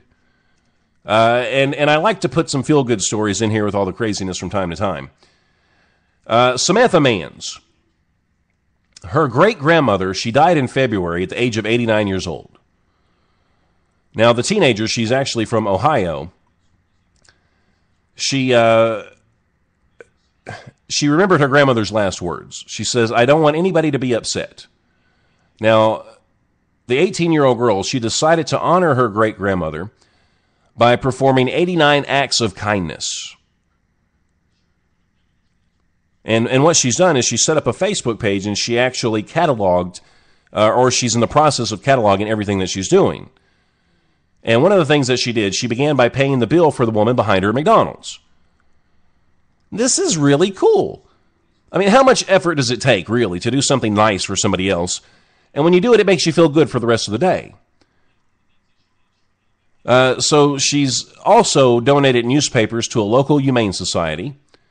She baked a cake for a friend, and she's given away blankets. And now she's actually up to act number 8. She's donating blood. And since she started doing this, she's gotten 7,800 likes just from doing some kind things. So I think that's really cool. And we can always learn, I think, from people like that. Now, I've got a burning question, and I'm going to ask that question after I tell you this. Sea creatures, birds, they die tragically every year because people throw garbage into the ocean. Now, there's a whale. It was a 4.5-ton sperm whale. It washed ashore in southern Spain. It had 37 pounds of trash blocking its stomach, 36 yards of plastic sheeting, plastic rope, and 2 flower pots. We quickly realized it had to be a greenhouse inside the stomach of the whale. There was so much plastic that it finally exploded, is what one of the people said. My question, how did a greenhouse get in the ocean? I mean, is that a common thing? Because that question was never addressed in the article. I would like to know the answer to that. To me, that just doesn't make sense. I mean, how does a whale come across a greenhouse? I mean, if they would have said a bunch of car tires or something like that, it would make more sense. But not a whole greenhouse. We've got AK3 Entertainment in the chat. Hello, Chris Top. Long time no talk. It's good to see you. Oh, also I missed Kendra. Kendra? Is that how you say it? But she's new to the chat. Now, Kendra. You're new to the chat, so I would like to challenge you to do this. Go to my Facebook page, post the dorkiest picture that you have of yourself, and you'll feel better. And see, Lisa says she was thinking the same question. And see, so I'm not the only one. I don't know how a greenhouse gets in the ocean. I have no idea. You can't have Edward. Robert Pattinson does not meet the character. I hate him as Edward. And Keena's going off about, see, she's one of those people. See, I had higher expectations for you, Keena. One of those people that like Breaking Dawn. See, you need to get into Walking Dead. You know, I was talking to one of my cohorts at work the other day, and I was trying to, I'm trying to get her to watch Walking Dead. And I thought I almost had her. One of my other buddies was actually going to bring her the first season, just so she could sort of get into it. So the next day she comes back to work, and I'm anxious to see how she liked the show. You know what she told me? She said she watched Gilmore Girls instead. I wanted to eat my foot off when she said that. How do you pick Gilmore Girls over Walking Dead? And Crystal, you have a very good night, and thank you so much. Really, thank you so much for stopping by the show. Now, in case you've never heard the intro to the show, maybe you just tuned in, I don't know. Mechi, actually, she did my intro for me. She had a contract with BMI, and I think since she's canceled the contract, and she's got her own producer, and she's on some television show now, and I can't give you a lot of information on it because I don't know much about it. But she's very talented, and she did my intro for me to the show. In case you don't know what I'm talking about, here's part of it.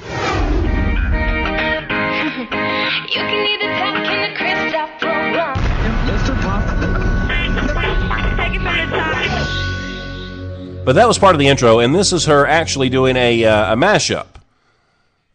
So one of my favorite up-and-coming artists right here on the program. So hope you guys enjoy this. I will be back, I promise, momentarily.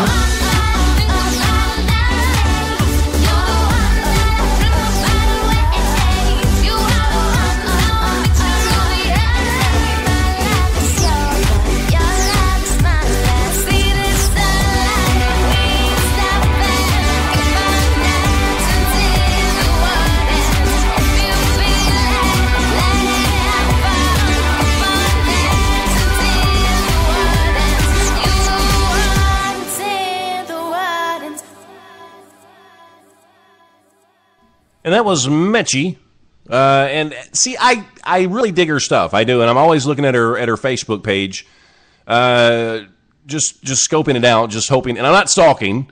I'm just looking to see if she's got any new videos or material out. And if you want to follow her Facebook, I've actually liked her on mine, so you can actually link to it from there.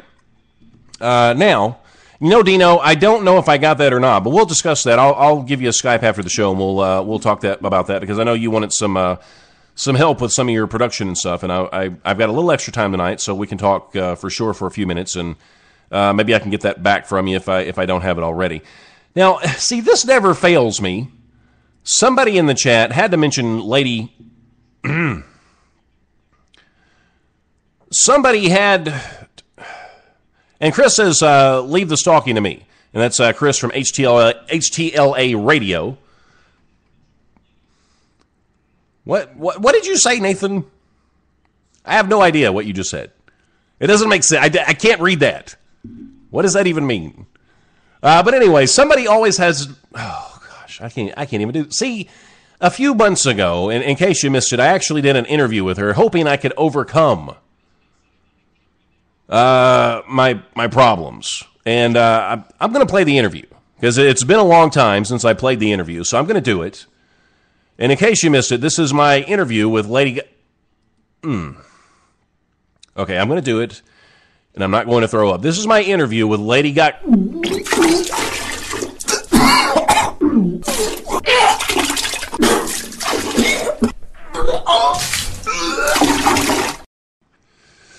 Okay. Give me just a minute. I'll be back. I have to say, I'm pretty excited. I never in a million years thought I could get someone as big as Lady Gaga on the Chris Top program. I mean, honestly, I think she made more money than Oprah did last year. And at the same time, I'm pretty nervous because, as most of you know, or those of you who listen to my show off and on, you know that Lady Gaga sort of sends off my Gaga gag reflex, is what I call it. And I like to run a professional show, so the last thing I want to happen is I lose my lunch during the interview. I mean, for some reason, I associate her with this smell of spam, and I don't know why. But I was always taught growing up that I should face my fears head on. So that's what I'm here to do today. I know for a fact you're not here to listen to me, so I would like to welcome Lady Gaga to the program. Hello. Hi, guys. How are you? Well, I'm Waba. Thank you for asking. That was very nice. I agree. Just out of curiosity, and please don't be offended by this, but I'm kind of curious as to why you don't have pants on. I don't like pants. Can you just not find any that fit properly? I know it must be very difficult to find pants that are made of meat. I don't know. Oh, no, it's fine. Don't worry about it. As a matter of fact, I'll just slip mine off as well. That way, I figured if I don't have pants on, then it's not quite as awkward. Okay. I don't know why you're laughing. I don't take my pants off for everybody. Well, I dream about it a lot. You know, I don't know, I suppose I could lie to you and not tell you the truth, but the truth is I do think about it. About me taking my pants off? You're pretty sexy. Oh, you think I'm sexy? Really? Well, you don't have long hair and stink. Well, and you don't smell like spam like I had thought you would. Thank you so much. You know, Lady Gaga, when you first started hitting the charts, there were a ton of rumors flying around the world about you, and one of them was that you actually had, I don't even know how to say this, man parts. And I want to get this clear once and for all. Do you? And I have to say, I'm a little bit uncomfortable because I do see a bulge, and I'm not quite sure what that is. It's not real. Well, if it's not real, what is that exactly? That part of my life has just really changed. Okay, so you say it's changed. How long have you had that? In the womb, the technology has just really changed. Okay, so you were born that way. Sorry, I didn't mean that. Were you surprised to find out you were different? Yes, of course, I was so surprised. Okay, Lady Gaga, just excuse me for just 1 second. I was trying not to do this, but I'm having a very difficult time, and I'll feel better just a sec. Okay, hang on. Stop. Yeah, sorry about that. I think I'm just a little bit nervous because you're such a big star. Thank you. Have you ever had this effect on anybody else besides me? Thousands of people. Underground communities to an almost nauseating degree. Okay, I noticed you're always changing your look. Sometimes you even looked a little orange. Today you look kind of pale. Is there something wrong? I started. That could be a little too much info, but I did ask, so I guess we can roll with it. How old were you when you first started your or that time of the month? I was 4. You were 4. Wait, what? I was 4. You were 4. Okay, hang on just one second. This is awesome. I do, once again, I apologize. I'm not making you sick, am I? No. So Aunt Flo actually started to visit you when you were 4 years old. Was there something wrong? I was tested. You were tested, and everything came out okay. And I still am fairly troubled. I don't really know exactly why it happened. Well, okay, what kind of test was it? An exorcism. Was that your parents' idea? Were they okay with the exorcism? For the most part. Okay, so in the end, they didn't find that you were possessed. I don't show any signs. You don't show any signs. Well, you must have been relieved. I cried. I genuinely was moved to tears. You know, Lady Gaga, I have to say, this is one of my most interesting interviews to date. I hope you're having a good time. I'm just falling asleep. Oh, okay. Well, I have an interesting story that I could share with you if you want. I'm not interested. That was totally rude. So what do you want to talk about? I think that question is kind of ridiculous. Sorry about that. Sorry. So when you were growing up, was there anything that Lady Gaga was afraid of? My big fear was of the anglerfish. I battle my childhood fear every night. Does the anglerfish still haunt you? Every moment of my life. Oh, well, that's really sad. Does anything else bother you? Still does. Wait, what? I'm sorry, what did you say? Still does. Why do you have a fear of that? Because everybody called me a tranny robot and thought that I had a little penis. All right, hang tight. Do you want me to yak? No, really, I don't want you. No, see, no, that's not, that's not really not cool.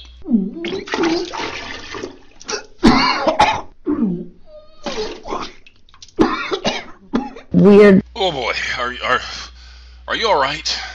I'm okay. I am so sorry, Lady Gaga.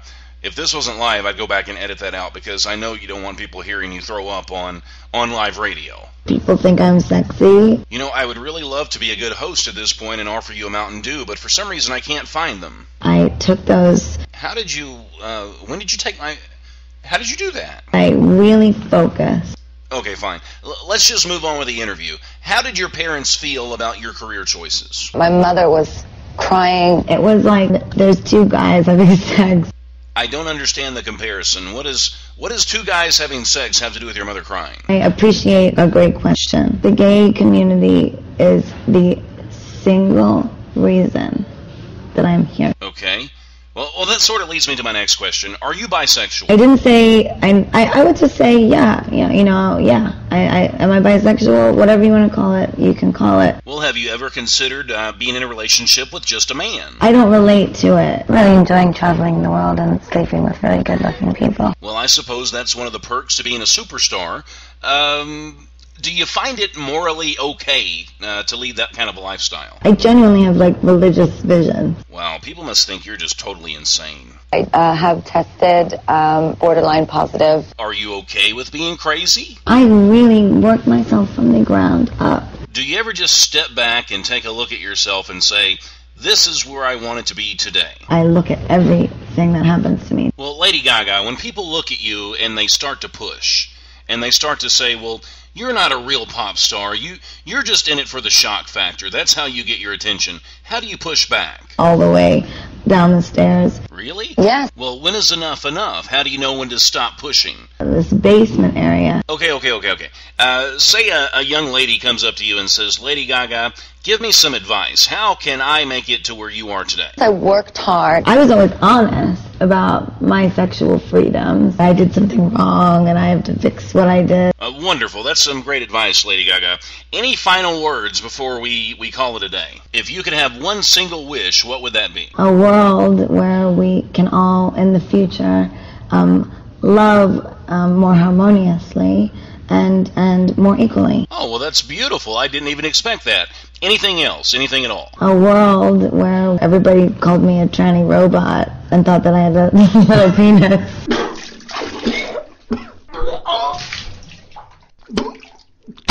Sick. All right. Thank you. Thank you so much, Lady Gaga, for being on the Chris Top program. Okay, thank you. This is awesome. To an almost nauseating degree. All right, there you have it, Lady Gaga. I don't want you to move because you're absolutely, positively, 100% in the right place. The Chris Top program. Hello, fellow citizens. This is the latest in dork news from around the world. Those wacky potheads may not be as high as they think. They may have our milk money, but we still have all of our brain cells. Fellow dorks, never fear. Those mean girls who steal your bike every day are going to soon end up in Jailsville. Let's see how life looks behind the slammer. Not so much fun making knives out of soap just to survive, is it, ladies? Remember, kids, be a dork, be proud, be hip. And that was my interview with her on the program. I did that a few months ago. But I like to replay some of this stuff from time to time. Just, I don't know, it becomes fresh again if you wait a while before you play it. Plus, I don't have material. So I've got to make up the time somehow. Now, I thought this was interesting. Now, she is very stunning. She is an absolute Brazilian vixen. She possesses a body that's the stuff of most men's dreams. She has a face that will absolutely make your heart flutter, and she will comply with your every whim. Sounds like the perfect girl, doesn't it? Now, her name is Valentina, and she's not real. I know what you're thinking right now. You're thinking, duh. Of course she's not real. She's a doll that was actually built for sex. And there's a Brazilian company, it's called Sexanico. They're auctioning off her virginity. Now, I didn't know a doll could be a virgin. I had no idea. I was thinking you could just hose her off, a little soap and water, and then bam, she's a virgin again. I thought that's how the whole doll thing worked. Now, the package includes one night at a swanky hotel. No, people won't think you're insane. If you spend the night in a hotel with a sex doll, they won't think you're crazy at all. It includes a candlelight dinner, an aromatic bath, and sexy lingerie. That way you can impress the doll. You don't want her to feel like a hooker. So you have to wine her and dine her first. I guess it would be a cheap date. Now bidding ends March the 31st. But if you're thinking you can snag this Virgin Valentina, then you better have over $100,000. That's what the bidding is up to for this sex doll. It's going to take some serious cash to date Valentina. And a great imagination, I would think. Some people are just nuts, aren't they? I mean, really, you meet people sometimes and you think they're a little crazy. But then you come across articles like that, and you hear things like that, and you know they're insane. You know they're totally insane. And I'd like to congratulate Kendra because she's officially stepped from the closet and embraced the light of her dorkhood. She's following the Chris Top program. Now, did you post the dorkiest picture you have of yourself on the page? Let me refresh. Maybe you did, maybe you didn't. But I'm going to look. If you did, we'll talk about it. We'll make fun, or we'll talk about it. I'm not seeing it yet. So let me know if you get around to that. And if we don't have time to talk about it on this show, then we'll talk about it on the next one. People are crazy for spending that much on a show. I remember, this was years ago, I'd seen an HBO, one of those late night HBO specials. Nothing good happens on HBO after midnight. Nothing. But they were talking about those real dolls. And I guess the Sexanico is the Brazilian version of the real doll that we have in America. And I remember watching the article, and there were guys dressing these dolls and having dinner with them, and just all kinds of weird, creepy stuff. And I thought to myself, they're just insane. They are totally insane. And then they said the price was like $7,000 for the custom-made doll, and I thought, whoa. Who in their right mind is going to spend $7,000 for that? But then I see stuff like this where people are, some Guy is spending $100,000 for a doll that he can sleep with. It's crazy stuff. Dino says, if I put on a rubber glove and blow it up, does that count for a doll? You know, that would be a much better alternative, I think, Dino, than spending $100,000. Clinton says they won't think you're crazy. They will think you're the king of dorks. See, now, Clinton, I would never do that. First off, I don't have $100,000 to spend, but still, I would not take a doll to a hotel and do other stuff. It's just creepy. It's too creepy for me. It really is. Now, all good things must come to an end, but I'm going to tell you guys this. I do not, nor will I ever take any of you for granted. There are a million other things you could be doing, but you chose to listen to me. And that really makes me feel good. It really does. I saw some old friends in here tonight. I made some new friends, and it really is great. I wish I could broadcast every day, but I just can't.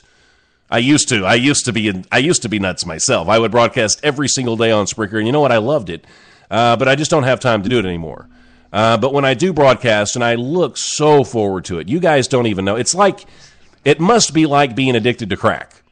But I only get my crack fix once a week, or once every couple of weeks.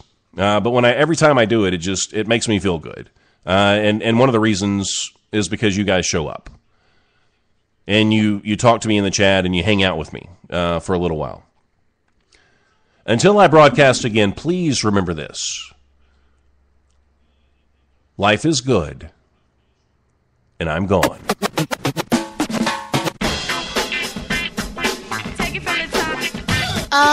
Is it over yet? Completely over. You have been exposed to the Chris Top program. Yeah, okay, are we done? I really gotta get a life.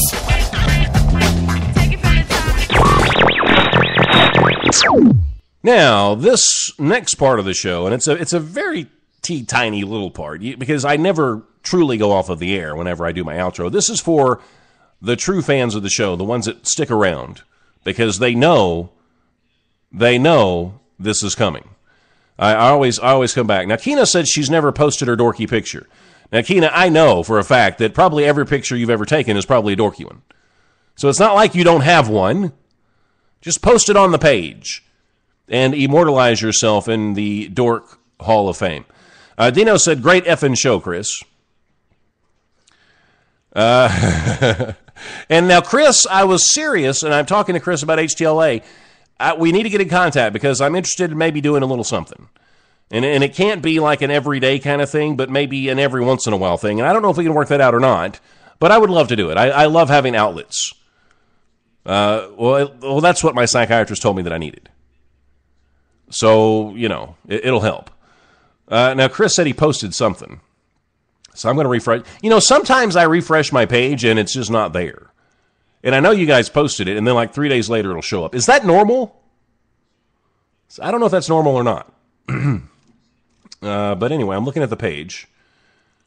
Okay, now it's not on the page, but I can see you've been posting crazy. It's like everything. What is this? Okay, hang on. See, I don't even know how Facebook works. I have no idea how Facebook works. But I'm not seeing anything yet. So hopefully you guys will get those dorky pictures up and we can talk about them on the next show. And Kendra says she's showing her photo now. So if she can get that up quick enough, then we'll talk about it. Now, I came across this, and this is exciting because I am waiting for flying cars, one. It's frickin' 2013. We should be able to get in our car and fly to work. It shouldn't take us 30 minutes to commute. We should just be there like in 2 seconds. And eventually, the transporters, like on Star Trek, that would be nice too. But also, we need a frickin' shrinking machine. To me, that would be the greatest invention ever because I despise taking out the trash. Almost as much as doing the laundry. Now, the shrinking machine would actually help in both cases because what you would do, every time your garbage can filled up, you would just shrink the garbage and leave it in the can. And then when it filled up again, you just shrink it again. You would never have to take out the garbage again. You just keep shrinking it. And imagine the good that would do for the landfills. And when you have to manage all your garbage, you get all these clothes, until you could wash them, you could at least shrink them and get them out of the way. Or if you want to shrink them and wash them, then you're going to use less water, which is also good for the environment, and less detergent. So you tell me the shrinking ray would not be a great invention. Now, until that comes along, there are other things that we can be on the lookout for. And these things have already been invented. They're just still working on them. How about a roll-up laptop? That's kind of cool. It's like you roll it up and it'll almost fit into it looks like a thermos. And I don't know if that's like the invention of all inventions, but it's kind of cool. You just roll out your laptop and then bam, there it is. I guess it would be more convenient. And then you've probably heard about this. This has been in the news. It's the self-driving cars, which are kind of neat because people have a texting addiction. And you can put up all the warnings and show all the videos that you want, but people are still going to text when they drive. Now, if you had a self-driving car, you could text all you wanted to. Texters aren't going to get designated drivers so they can text. But a self-driving car could be the answer. Also, they're talking about having Wi-Fi everywhere. And I don't know how that's possible. I'm sure it's going to give us tumors. But it's still kind of cool. How about a see-through smartphone? Now, aside from looking cool, you're probably asking yourself, well, why is that even practical? Now, on the show, I've talked about how people are texting while they're walking. They walk into traffic.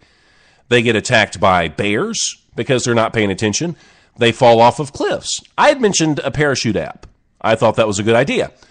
This could even be a better idea because it's a see-through phone. I don't really know how it works yet. But, I mean, if you've got the see-through phone, then you can still see the ground, I guess. But, I mean, is the actual text invisible? So I don't know if you can actually read the texts that are being sent to you, but at least you can see if bears are on the way. So I guess that would be a convenience. Also, thought-controlled prosthetics.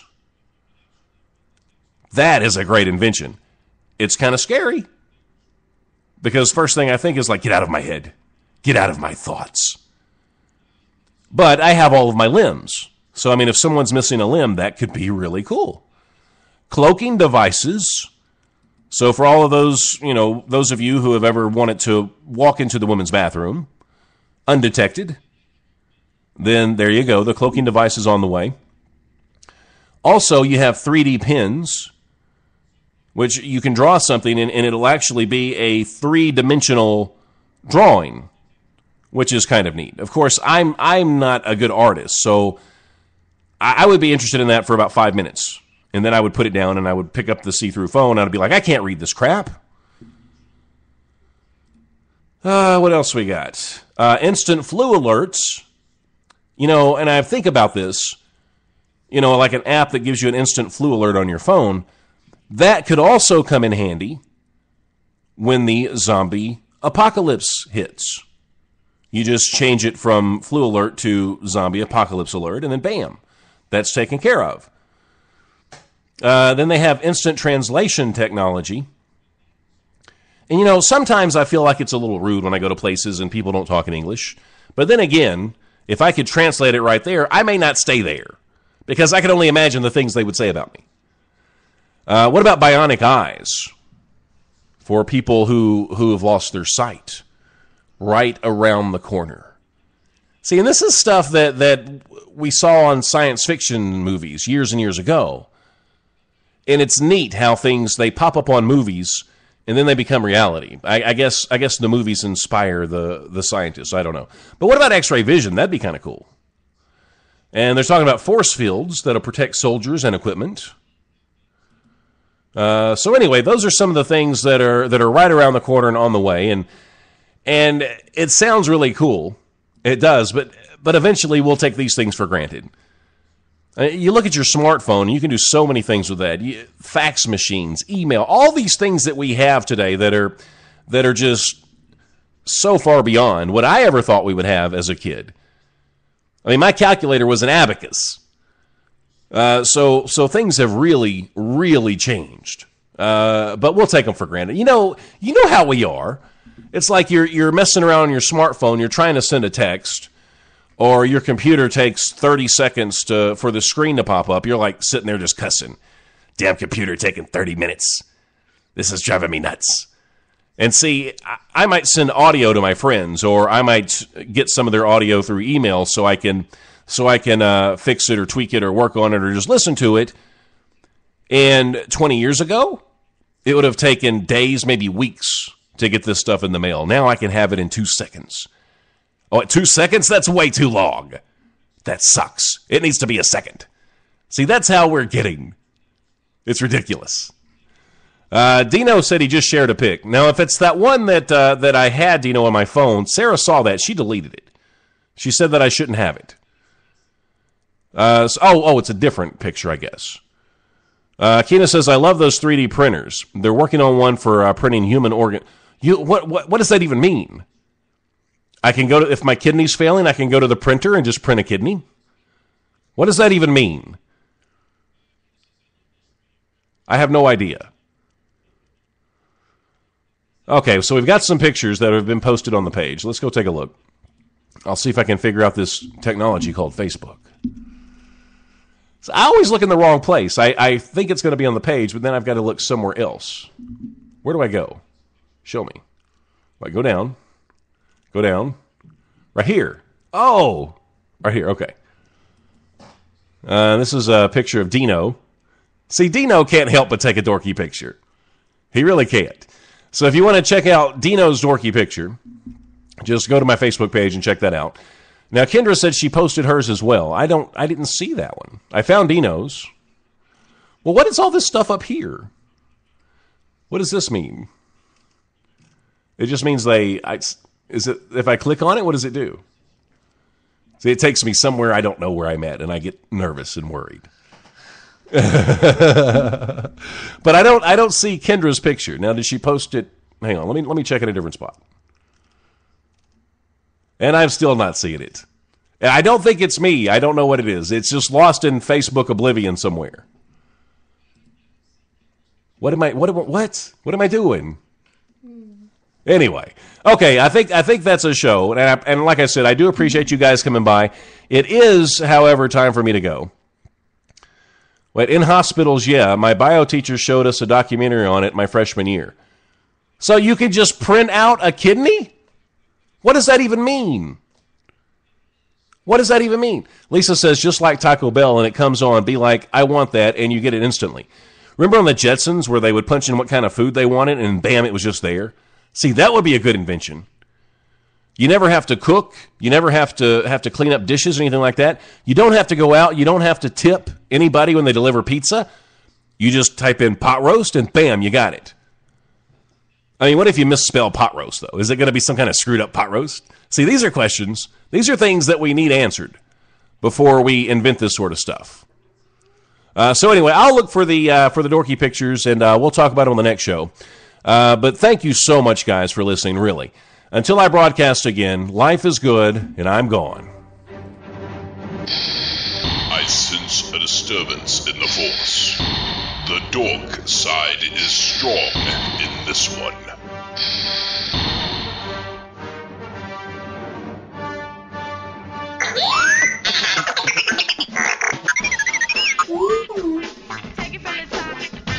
Did you hear that? This is madness. We're doomed. Yoda, I don't think I can go back to Spreaker. Always with you, it cannot be done. Well, no, I think I could do it. I just don't know if I'm ready. Hear you nothing that I say. Wait, what? Can you just not talk Yoda for a minute? You must unlearn what you have learned. Okay, dude, you totally don't make any sense. If I unlearn what I've learned, there's no way I can do it. Okay, never mind, I'll try. No. You don't want me to try? Try not. Do or do not. There is no try. You are such a motivational speaker. You really are. I do believe they think I am some sort of god. You can either take